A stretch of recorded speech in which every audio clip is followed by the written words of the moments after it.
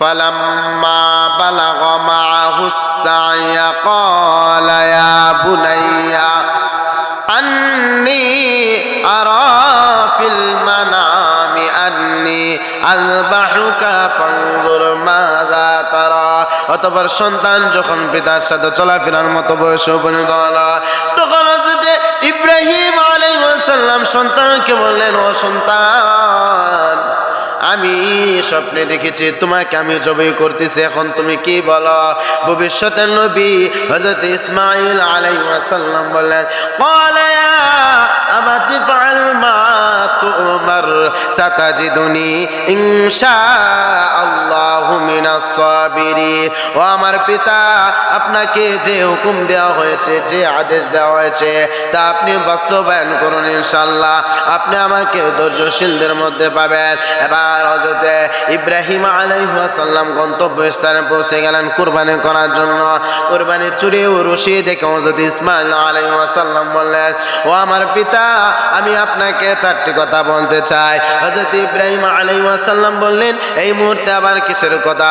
হযরত ইব্রাহিম আলাইহিস সালামের সন্তান হযরত ইসমাঈল আলাইহিস সালাম বললেন, ও আমার পিতা, আমার এক নম্বর কথা হচ্ছে,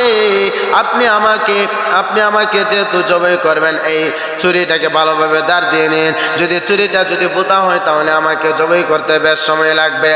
আর আল্লাহ তাআলার নামে যখন আপনি আমাকে জবাই করবেন, কাজটি যেন অতি দ্রুত হয়ে যায়। আমার দুই নম্বর কথা হচ্ছে আপনি আমাকে রশি দ্বারা ভালোভাবে বেঁধে নিন। আমি যদি চটপট করি তাহলে আপনার শরীরের মধ্যে যদি লাগে তাহলে বেয়াদবি হবে। আমার তিন নম্বর কথা হচ্ছে, আপনি আমাকে চিৎ করে শোয়ায় আপনি আমাকে জবাই করবেন না, উপর করে শোয়ায় আপনি আমাকে জবাই করবেন। কারণ আমি চাই আমার মৃত্যুটা সেজদারত অবস্থায় হোক, আমি যেন সেজদারত অবস্থায় যেন আমি আল্লাহ তাআলার দরবারে উপস্থিত হতে পারি। ও আমার পিতা, আর যদি আমাকে চিৎ করে শোয়া যদি আপনি আমাকে জবাই করেন, তাহলে তো আমার চোখ আপনার চোখের মধ্যে পড়বে, আমার প্রতি আপনার মায়া সৃষ্টি হবে। আমি চাই না এই মুহূর্তে আমার প্রতি আপনার মায়া সৃষ্টি হোক। ও আমার পিতা, আমার চতুর্থ নম্বর কথা হচ্ছে, আপনি আমাকে জবাই করার পর, কুরবানি করার পর আমার জামাগুলো আমার মাকে দিবেন, আর বলবেন তোমার সন্তান আল্লাহর রাস্তায় শহীদ হয়েছে, কুরবানি হয়েছে। হযরত ইব্রাহিম আলাইহিস সালামকে আল্লাহ পাক রব্বুল আলামিন বহু পরীক্ষা করেছেন, আর তিনি সে পরীক্ষার মধ্যে উত্তীর্ণ হয়েছেন। কুরবানির সে পরীক্ষার স্মৃতি হযরত আদম আলাইহিস সালাম, হযরত ইব্রাহিম আলাইহিস সালাম এর স্মারক। হযরত ইব্রাহিম আলাইহিস সালামকে আল্লাহ পাক রব্বুল আলামিন যখন যে আদেশ দিতেন তিনি সে আদেশগুলো পালন করতেন। আল্লাহ পাক রব্বুল আলামিন বলেন, ইয ক্বালা লাহু রাব্বুহু আসলিম ক্বালা আসলামতু লিরাব্বিল আলামিন। যখন তার রব বললেন অনুগত হও, সে বলল আমি বিশ্ব পালকের নিকট অনুগত হলাম। নিজের জীবনটা বিলিয়ে দেওয়া সহজ কাজ, কিন্তু চোখের সামনে আপন সন্তানকে মরতে দেওয়া অনেক কঠিন। আর সেই জন্যে সন্তানকে বাঁচাতে পিতামাতা ছুটে আসে আর বলি, আগে আমাকে হত্যা করো, তারপরও আমার কলিজার টুকরার গায়ে হাত দিবা না। সাইয়েদনা ইব্রাহিম আলাইহিস সালাম নিজেকে আগুনে নিক্ষেপ করাচ্ছে, নিজ হাতে সন্তানকে কুরবানি করাটা বেশি কঠিন ছিল। বৃদ্ধ বয়সে সন্তান পেয়ে যেমন আনন্দিত ছিল, এই বয়সে সন্তানকে কুরবানি করাটাও একটি মহা পরীক্ষা ছিল। হযরত ইব্রাহিম আলাইহিস সালাম ৮০ বছর বয়সের সময় আল্লাহ তাআলার কাছে দোয়া করলেন, রব্বি হাবলি মিনাস সালিহিন ফাবাশশারনাহু বিগুলামিন হালিম। হে আল্লাহ, আপনি আমাকে নেককার সন্তান দান করুন। অতঃপর আল্লাহ পাক রব্বুল আলামিন উনার দ্বিতীয় স্ত্রী হযরত হাজরা আলাইহিস সালামের গর্ভে হযরত ইসমাঈল আলাইহিস সালাম নামে একটি পুত্র সন্তান দান করলেন। তাফসীরে মারিফুল কোরআনের মধ্যে উল্লেখ আছে হযরত ইসমাঈল আলাইহিস সালামের বয়স যখন 13 বছর, জিলহজের 8 তারিখ রাত্রে হযরত ইব্রাহিম আলাইহিস সালাম স্বপ্নে দেখলেন উনার প্রিয় বস্তুটি আল্লাহর রাস্তায় কুরবানি করতেছেন। পরের দিন সকালে উনি 70টি উট আল্লাহর রাস্তায় কুরবানি করলেন। আবার কিছুদিন আবার জিলহজ মাসের আবার 9 তারিখে আবার একই স্বপ্ন দেখলেন। আবার পরের দিন সকালে আবার 70টি উট আল্লাহর রাস্তায় কুরবানি করলেন। আবার জিলহজ মাসের 10 তারিখে আবার একই স্বপ্ন দেখলেন। নবীদের স্বপ্ন সত্য, তাই তিনি বুঝতে পারলেন ওনার প্রিয় বস্তু হচ্ছে হযরত ইসমাঈল আলাইহিস সালাম। সন্তানকে বললে সন্তান রাজি হয়ে গেল। এবার কুরবানি করার জন্য রওনা হয়ে গেল। হযরত ইসমাঈল আলাইহিস সালাম প্রস্তুত হয়ে গেল।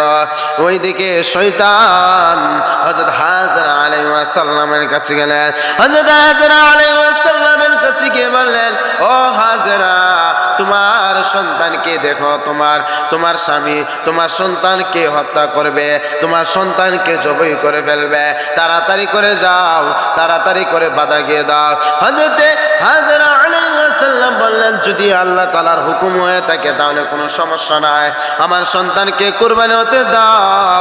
ওই এখান থেকে বিফল হয়ে তারপরে গেলেন হযরত ইসমাঈল আলাইহিস সালামের কাছে। হযরত ইসমাঈল আলাইহিস সালামের কাছে গিয়ে বললেন, ও ইসমাঈল, ওই দেখো তোমার পিতা তোমাকে জবাই করে ফেলবে, এই দেখো ছুরি আর রশি। হযরত ইসমাঈল আলাইহিস সালাম বললেন, এটা যদি আল্লাহ তাআলার হুকুম হয়ে থাকে তাহলে কোনো সমস্যা নাই, আমি প্রস্তুত আছি। এখান থেকেও বিফল হয়ে এবার গেলেন হযরত ইব্রাহিম আলাইহিস সালামের কাছে। হযরত ইব্রাহিম আলাইহিস সালামের কাছে গিয়ে বললেন, ও ইব্রাহিম, স্বপ্নের কথা ধরে কি কেউ কি আপন সন্তানকে কি জবাই করতে পারে নাকি? আপনি যদি আপনার সন্তানকে জবাই করেন তাহলে ইতিহাস আপনাকে ঘৃণা করবে। আপনি দেখেন না কাবিল হাবিলকে হত্যা করেছিল, আজও পর্যন্ত মানুষ তাদেরকে ঘৃণা করে। আপনি যদি আপনার সন্তানকে যদি আপনি জবাই করেন তাহলে কিয়ামত পর্যন্ত মানুষ আপনাকে ঘৃণা করবে। তখন হযরত ইব্রাহিম আলাইহিস সালাম বললেন, মনে হচ্ছে তুই শয়তান, কারণ কাবিল তো হাবিলকে হত্যা করেছিল হিংসার বশবর্তী হয়ে। আমি তো আমার সন্তানকে জবাই করব একমাত্র আল্লাহ তাআলাকে রাজি খুশি করার জন্য। রওনা হয়ে গেলেন সন্তানকে জবাই করার জন্য। তখন শয়তান আর না পেরে সে বাধা দিতে লাগলেন। তখন হযরত ইব্রাহিম আলাইহিস সালাম 7টি কঙ্কর তুলে শয়তানের গায়ের মধ্যে নিক্ষেপ করলেন। শয়তান এখান থেকে দূরে সরে গেল। আর একটু সামনে গেলেন, আবার ওইখানেও হযরত ইব্রাহিম আলাইহিস সালামকে বাধা দিল। ওইখানেও হযরত ইব্রাহিম আলাইহিস সালাম 7টি কঙ্কর নিক্ষেপ করলেন। আর একটু দূরে যাওয়ার পর আবার ওইখানে বাধা দিলেন। মোট 3 জায়গার মধ্যে হযরত ইব্রাহিম আলাইহিস সালামকে বাধা দিয়েছিল। ওই 3 জায়গার মধ্যে হযরত ইব্রাহিম আলাইহিস সালাম পাথরের নিক্ষেপের মাধ্যমে এই শয়তানকে বিতাড়িত করলেন। এই প্রশংসনীয় কাজ আজও পর্যন্ত কিয়ামত পর্যন্ত মিনার মধ্যে বিদ্যমান থাকবে। আল্লাহ পাক রব্বুল আলামিন কুরআনুল কারীমের মধ্যে ইরশাদ করেন, ফালাম্মা বালাগা মা'হুস সা'য়া ক্বালা ইয়া বুনাইয়া আন্নী আরা ফিল মানামি আন্নী আযবাহুকা ফানজুর মাযা তারা। অতঃপর সন্তান যখন পিতার সাথে চলাফেরার মতো বয়সে উপনীত হল, তখন হযরত ইব্রাহিম আলাইহিস সালাম সন্তানকে বললেন, ও সন্তান, আমি স্বপ্নে দেখেছি তোমাকে আমি জবাই করতেছি, এখন তুমি কি বলো? ভবিষ্যতের নবী হযরত ইসমাঈল আলাইহিস সালাম বললেন, ক্বালা ইয়া আবাতি ফাআল মা উমর সাতাজিদুনি ইনশাআল্লাহু মিনাস সাবিরিন। ও আমার পিতা, আপনাকে যে হুকুম দেওয়া হয়েছে, যে আদেশ দেওয়া হয়েছে, তা আপনি বাস্তবায়ন করুন ইনশাআল্লাহ। আপনি আমাকে ধৈর্যশীলদের মধ্যে পাবেন। এবার হযরত ইব্রাহিম আলাইহিস সালাম গন্তব্যস্থানে পৌঁছে গেলেন কুরবানি করার জন্য। কুরবানির চুরি ও রশি দেখে হযরত ইসমাঈল আলাইহিস সালাম বললেন, ও আমার পিতা, আমি আপনাকে চারটি কথা বলতে চাই। হযরত ইব্রাহিম আলাইহিস সালাম বললেন, এই মুহূর্তে আবার কিসের কথা? হযরত ইব্রাহিম আলাইহিস সালামের সন্তান হযরত ইসমাঈল আলাইহিস সালাম বললেন, ও আমার পিতা, আমার এক নম্বর কথা হচ্ছে আপনি আমাকে যেহেতু জবাই করবেন, এই ছুরিটাকে ভালোভাবে দাঁড় দিয়ে নিন। যদি ছুরিটা যদি বোতা হয় তাহলে আমাকে জবাই করতে বেশ সময় লাগবে। আর আল্লাহ তাআলার নামে যখন আপনি আমাকে জবাই করবেন, কাজটি যেন অতি দ্রুত হয়ে যায়। আমার দুই নম্বর কথা হচ্ছে আপনি আমাকে রশি দ্বারা ভালোভাবে বেঁধে নিন। আমি যদি চটপট করি তাহলে আপনার শরীরের মধ্যে যদি লাগে তাহলে বেয়াদবি হবে। আমার তিন নম্বর কথা হচ্ছে আপনি আমাকে চিৎ করে শোয়ায় আপনি আমাকে জবাই করবেন না, উপর করে শোয়ায় আপনি আমাকে জবাই করবেন। কারণ আমি চাই আমার মৃত্যুটা সেজদারত অবস্থায় হোক। আমি যেন সেজদারত অবস্থায় যেন আমি আল্লাহ তাআলার দরবারে উপস্থিত হতে পারি।